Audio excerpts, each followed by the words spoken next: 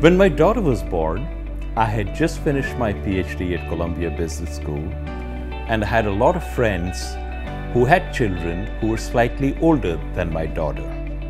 And they were very solicitous, and they came up and said, "You know, I have a crib. Would you like a crib? I have a high chair. Would you like a high chair? What about a stroller? I have one that I'm not using." And I said, "Of course, bring them on." I saved a bundle doing that, and it's nice.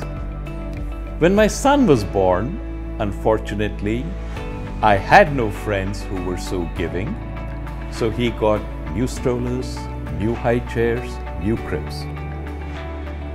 It didn't strike me as any big deal, but my daughter was really upset. She came up and asked me, "Daddy, how come my brother got new stuff and I had old stuff?" I brushed it off. I thought it would go, but it didn't. She would keep coming up to me and she wanted to know why she got used furniture and my brother got new ones.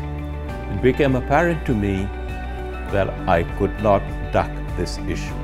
One day I had a flash of inspiration.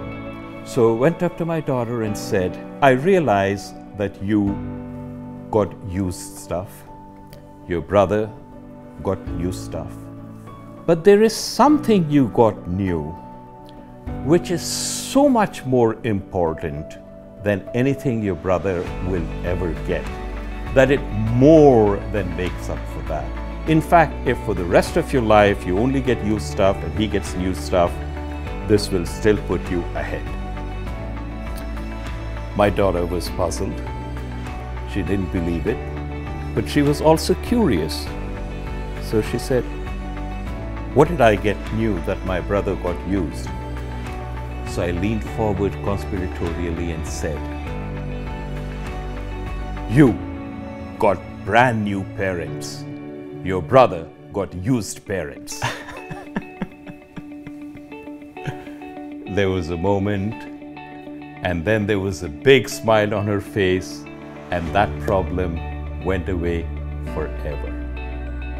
It's a funny tale, but it's also an instructive tale, because you have the ability to reframe any situation which you are confronting.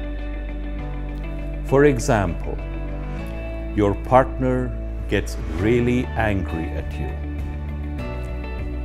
You recognize that it's not anything that you did, but that she has an emotional need.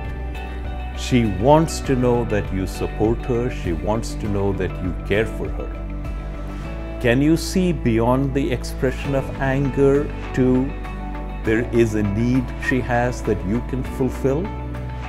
There are many different occasions when you see this is what happens.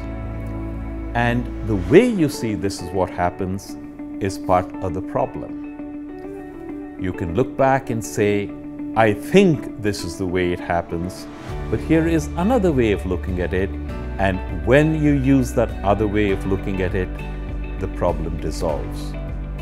Reframing is an extremely powerful technique.